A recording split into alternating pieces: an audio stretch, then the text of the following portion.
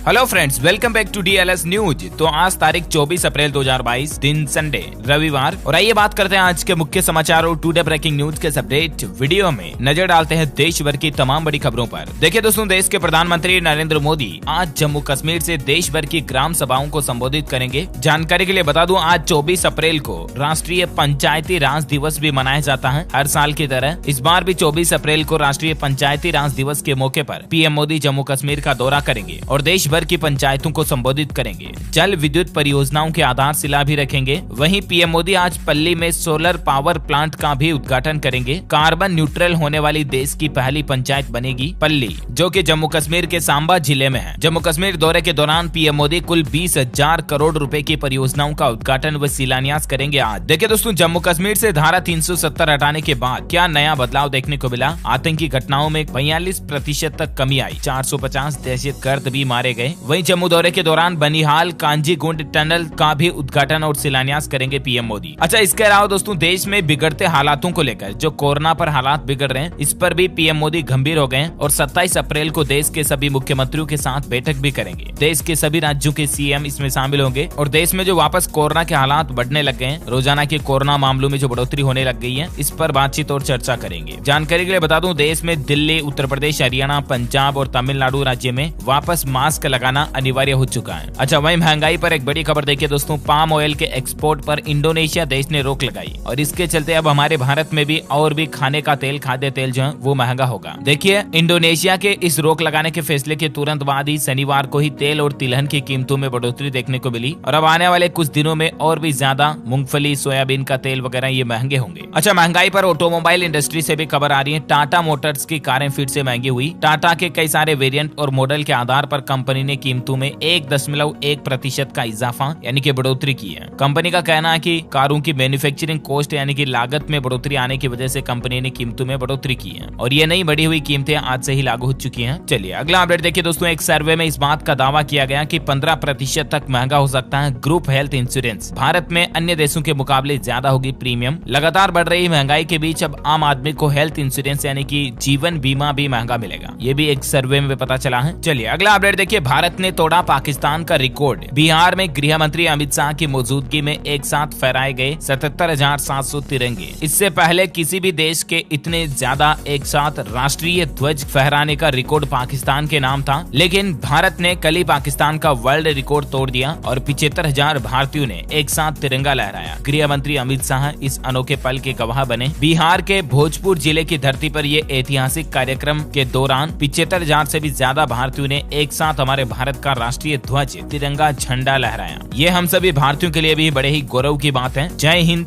Vande Mataram comment box में जरूर लिखिएगा दोस्तों आप भी। चलिए बात करें अगले अपडेट की। देखिए दोस्तों, UGC और AICTE ने छात्रों को पाकिस्तान में उच्च शिक्षा न लेने की चेतावनी दी है। दरअसल बात कुछ यूं है कि पाकिस्तान में जो पढ़ाई करना चाह रहे हैं भारतीय छात्र हैं, उनके लिए सावधानी भरी खबर आ रही है। UGC यानी कि यूनिवर्सिटी ग्रांट्स कमीशन, जो हमारे देश में जितने भी कॉलेजेज, यूनिवर्सिटीज हैं, उनका कंट्रोलर है। और इसके अलावा AICTE यानी all India council for technical education के द्वारा एक सलाह जारी की गई है भारतीय छात्रों के लिए और कहा गया है कि इस तरह की यानी कि पाकिस्तान में ली गई डिग्री को भारत में मान्यता नहीं मिलेगी, क्योंकि पाकिस्तान में कई सारे ऐसे संस्थान और ऐसे कॉलेज हैं जो बिना योग्यता के ही डिग्री दे देते हैं, जो फर्जीवाड़ा कर रहे हैं। तो इसीलिए सरकार के UGC और AICTE की तरफ से ये जानकारी दी गई है। हालांकि अप्रवासी और उनके बच्चे जिन्होंने पाकिस्तान में उच्च शिक्षा हासिल की है और अगर उन्हें भारत ने नागरिकता दी हुई है, तो ऐसे व्यक्ति गृह मंत्रालय से सुरक्षा मंजूरी के बाद भारत में रोजगार की तलाश के लिए पात्र होंगे। बाकी जो हमारे भारत के ही बच्चे हैं और वहां जाकर पाकिस्तान जाकर अगर पढ़ाई करते हैं, तो उनके लिए डिग्रियां मान्य नहीं होगी, इसीलिए सावधान रहें। एजुकेशन की बात हो रही तो और एक अपडेट में आपको बता दूं, CBSE ने जारी किया नया पाठ्यक्रम। 10वीं की किताब से हटाए गए पाकिस्तानी शायर फैज अहमद फैज के शेर। जी हाँ, हो सकता है दोस्तों कि आपको इस सरकार के ये कुछ फैसले जो हैं वो पाकिस्तान के खिलाफ एक दुश्मनी के नजरिए से दिख रहे होंगे, लेकिन कहीं ना कहीं देखा जाए तो इंडियन गवर्नमेंट की तरफ से ये फैसला लेना वाजिब है और जाहिर भी है। CBSE ने इतिहास और राजनीति विज्ञान के सिलेबस को बदल दिया है। स्टूडेंट्स अब नहीं पढ़ेंगे इस्लामी साम्राज्य का उदय और पाकिस्तान के फैज की नज़में भी इसमें हटाई गई है। धर्म, सांप्रदायिकता और राजनीति। सांप्रदायिकता धर्मनिरपेक्ष राज्य कॉलम में फैज अहमद फैज की उर्दू में 2 कविताओं के अनुवादित अंशों को भी बाहर किया गया, क्योंकि पाकिस्तान आज हमारे भारत के किसी भी चीज को कभी भी सपोर्ट नहीं करता है और पाकिस्तान भारत के और भारत के हर एक नागरिक को हमेशा दुश्मन की निगाहों से ही देखता है। तो हो सकता है कि इसीलिए सरकार के ये कुछ फैसले अहम साबित हो सकते हैं भारतीयों के लिए, राइट। चलिए अगला अपडेट देखिए, पंजाब के मुख्यमंत्री भगवंत मान सरकार का एक बड़ा फैसला, चन्नी और कैप्टन समेत 184 वीआईपी लोगों की सुरक्षा वापस लेने का निर्देश दिया। पंजाब सरकार ने जो वीवीआईपी को इतने दिन पंजाब गवर्नमेंट सुरक्षा दे रही थी, जो पूर्व प्रधानमंत्री वगैरह रह चुके हैं या पूर्व बड़े मंत्री पदों पर रह चुके हैं, ऐसे 184 लोगों की पंजाब सरकार सुरक्षा व्यवस्था वापस लेने का निर्देश दिया। अच्छा वहीं देखिए, बढ़ती गर्मी के बीच उत्तर प्रदेश में भी शुरू हुई बिजली की कटौती, 25% तक गिर गया बिजली का उत्पादन, यूपी में भी। मैं आपको पिछले कुछ दिनों से लगातार ये खबरें बता रहा हूँ दोस्तों कि देश में कोयले का काफी संकट चल रहा है, राइट। तो अब देखिए आप उत्तर प्रदेश में हालात क्या ही चल रहे हैं, आप खुद ही अंदाजा लगा सकते हैं। अच्छा, भारत सरकार का एक नया प्लान देखिए, अब हमारी भारतीय सेना में भी शामिल किए जाएंगे इलेक्ट्रिक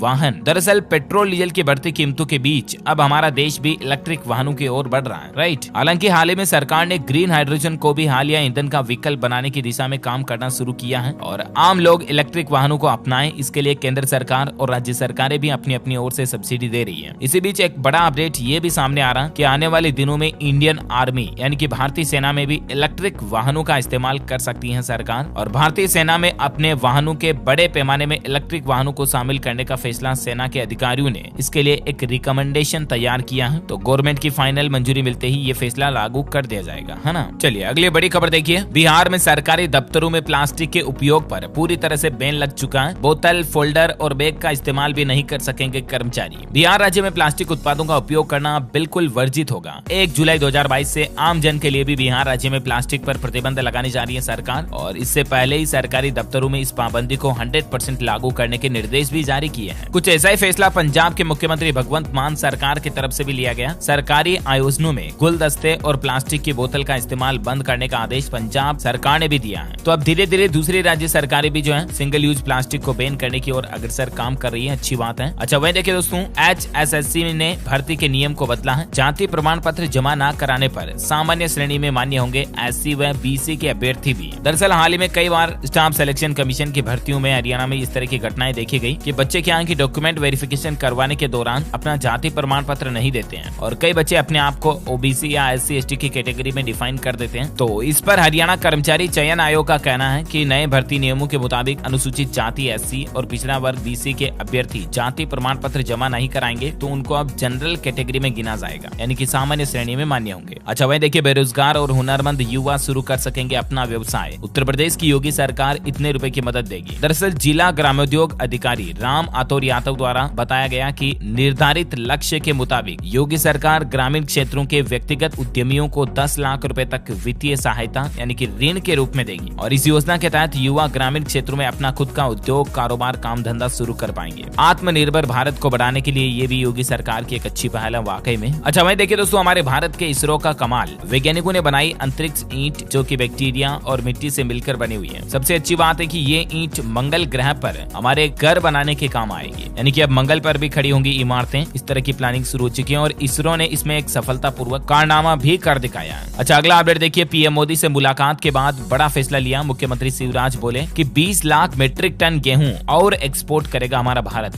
केंद्र और राज्य सरकार मिलकर देंगे रोजगार भी। दरअसल आपको पता होगा कल से ही मध्य प्रदेश के मुख्यमंत्री शिवराज सिंह जो है पीएम मोदी से मुलाकात के लिए दिल्ली आए हुए हैं, और वहां उन्होंने महाकाल कॉरिडोर के उद्घाटन का कार्यक्रम भी किया। तो ये कुछ बातें चीतें हुई। अच्छा अगला अपडेट देखिए दोस्तों, जनरल नॉलेज की बात मैं आपको बताना चाहूंगा। एशिया की सबसे बड़ी लाइब्रेरी राजस्थान जैसलमेर में है, जहां पर 8 लाख किताबें हैं। इसकी कीमत है 16 करोड़ रुपए और इसकी सीटिंग कैपेसिटी है 5000 लोग एक साथ बैठकर पढ़ सकते हैं किसी भी तरह की किताब। 41 साल पहले इसका निर्माण हुआ था, 10 साल तो इसके निर्माण में लगे थे। अच्छी बात यह है कि एशिया की सबसे बड़ी लाइब्रेरी है जो कि हमारे भारत के राजस्थान जैसलमेर में है ना। अच्छा अगली बड़ी खबर देखिए दोस्तों, यात्री सुरक्षा पर सुप्रीम कोर्ट सख्त, खराब एयरबैग के लिए जिम्मेदार होगी कार कंपनियां। सुप्रीम कोर्ट ने कहा कि एयरबैग सिस्टम उपलब्ध कराने में कार निर्माता की नाकामी पर दंडात्मक हर्जाना लगाया जाना चाहिए, जिससे कि भय पैदा हो सके। जस्टिस विनीत शरण और एक और जस्टिस अनिरुद्ध ने अपनी बेंच के आदेश में ये बात कही है ना। मतलब बहुत बार ऐसे केसेस देखे जाते हैं कि एक्सीडेंट के मामलों में अगर पैसेंजर की या ड्राइवर की जान चली जाती है तो कंपनियां एयरबैग की खराबी पर अपना पल्ला झाड़ने की कोशिश करती है, लेकिन अब ऐसा नहीं कर पाएंगी। अच्छा अगला अपडेट देखिए, राजस्थान में जिला प्रशासन का बड़ा फैसला, दोबारा बनाए जाएंगे अलवर में तोड़े गए तीनों मंदिर। सड़क चौड़ी करने के लिए जो बुलडोजर हथौड़ा चलाया गया था उन वापस मंदिरों को बनवाया जाएगा तीनों को, है ना। वह देखिए, उत्तराखंड के मुख्यमंत्री पुष्कर सिंह धामी ने बढ़ाया शिक्षा मित्रों का मानदेय। अब हर महीने मिलेंगे 20,000 रुपए। 650 से भी ज्यादा शिक्षा मित्रों को इसका लाभ मिलेगा। उत्तराखंड के मुख्यमंत्री पुष्कर सिंह धामी मंत्रालय की तरफ से ये बड़ा फैसला लिया गया है। अच्छा वहीं देखिए अगली बड़ी खबर, इंडिया पोस्ट ने फेक वेबसाइट को लेकर जारी की एडवाइजरी, पर्सनल जानकारी नहीं शेयर करने की सलाह दी है। दरअसल आजकल इंटरनेट पर, सोशल मीडिया पर आपको इस तरह का मैसेज देखने को मिलेगा कि पोस्ट ऑफिस आपको भी 6000 रुपए जीतने का मौका दे रहा है और इंडिया पोस्ट ने इस तरह की योजना निकाली, स्कीम निकाली वगैरह वगैरह, ठीक है ना। तो इस पर इंडिया पोस्ट की ओर से जानकारी शेयर की गई है कि ऐसी कोई भी योजना या ऐसी कोई भी सेवा या लकी ड्रा, बोनस स्कीम या price based survey India post की ओर से शुरू नहीं किया गया। वह इस तरह की किसी भी गतिविधि में शामिल नहीं है। इसके साथ ही उसने ग्राहकों को भी इस तरह के ऑनलाइन फ्रॉड से बचने की सलाह दी है। तो ये जो सोशल मीडिया पर मैसेज वायरल हो रहा है, ये मतलब इंडिया पोस्ट का ऑफिशियल मैसेज नहीं है, फर्जी है, तो आप इन चीजों पर विश्वास ना करें। एक ऐसे ही आम आदमी को जागरूक करने वाली खबर भारतीय स्टेट बैंक SBI की ओर से भी आ रही है। SBI का कहना है कि भूल कर भी ग्राहक इन 2 नंबरों से आने वाले कॉल को न उठाएं, वरना आपको तगड़ा चूना लग सकता है। दरअसल SBI बैंक का कहना है कि ये नंबर फिशिंग के लिए इस्तेमाल हो रहे हैं और इन नंबरों के बारे में असम CID ने भी लोगों को सचेत किया था। बैंक ने इन नंबरों से भेजे गए किसी भी लिंक पर क्लिक नहीं करने को कहा है। नंबर आप स्क्रीन पर देख सकते हैं। एक तो है 8294710946 और इसके अलावा 7362951973। इन दोनों में से किसी भी नंबर का आप पर कॉल आता है या कोई मैसेज आता है, उसका भी रिप्लाई ना करें आप, क्योंकि ये भी आपके साथ धोखाधड़ी हो सकती है ना। चलिए अगला अपडेट देखिए, शहीदों के सम्मान में असम सरकार की बड़ी घोषणा, परिवार को मिलेंगे 50 लाख रुपए और एक सरकारी नौकरी भी। दरअसल असम के मुख्यमंत्री हिमंत बिस्वा शर्मा ने घोषणा करते हुए कहा कि देश के लिए जान गंवाने वाले सैनिकों को अब 20 लाख रुपए के बदले 50 लाख रुपए दिए जाएंगे और उनके परिवार के किसी एक व्यक्ति को सरकारी नौकरी भी दी जाएगी। असम के CM ने पूर्व सैनिकों के परिवारों के लिए भी कुछ घोषणाएं की हैं। मेडिकल कॉलेजों में उनके बच्चों के लिए आरक्षण बढ़ा दिया है।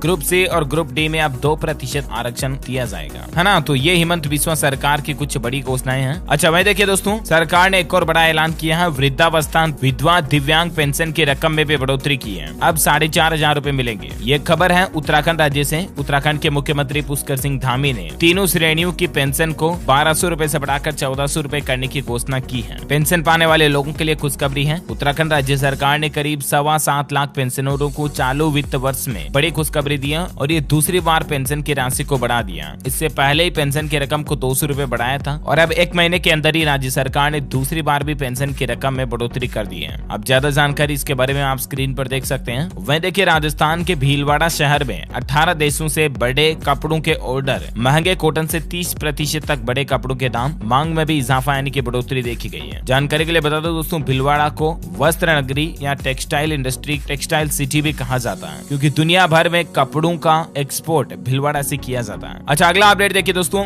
अब सूरज की रोशनी से चलेगी बाइक। मेरठ में ITI के छात्रों ने कमाल कर दिखाया है। छात्रों ने मात्र 15 दिनों के अंदर उस बाइक में सूर्य की रोशनी से जान डाल दी जो बिल्कुल कबाड़ हो चुकी थी। इस बाइक को सूर्य की रोशनी में 3 से 4 घंटे रखा जाता है और फिर 180 किलोमीटर तक बिना किसी खर्चे के आप इस बाइक को चला सकते हैं, है ना। मतलब कितनी कमाल की चीज। IIT के छात्रों ने फिलहाल इस बाइक का डेमो मॉडल सामने पेश किया है और देखते हैं कि आगे उनका ये मॉडल कितना विकसित हो पाता है। अच्छा खबरों का सिलसिला जारी रहेगा, अभी तो कुछ और महत्वपूर्ण और काम की खबरें देखेंगे, लेकिन फिलहाल आज के मौसम अपडेट देख लेते हैं। देखिए अगले 4 दिनों में मौसम में बड़ा बदलाव देखने को मिलेगा। महाराष्ट्र राज्य में ओले गिरेंगे। बारिश से पूर्वोत्तर राज्य में कई जगहों पर लोगों को गर्मी से राहत मिलेगी। गुजरात और राजस्थान में हालांकि हीट वेव यानी गर्म हवाएं ही परेशान करती रहेगी। झारखंड के भी कुछ जिलों में बारिश और आंधी पानी के साथ ओले भी गिर सकते हैं। मध्य प्रदेश में 19 मई तक तेज गर्मी पड़ेगी। 25 अप्रैल से हीट वेव की चेतावनी, 45 डिग्री पार जा सकता है पारा। बिहार में मौसम विभाग का कहना है कि 15 जून तक मानसून भी आ जाएगा। हिंद महासागर की गर्मी का असर दिखेगा और इस बार सामान्य से अधिक बारिश होगी। संपूर्ण भारत का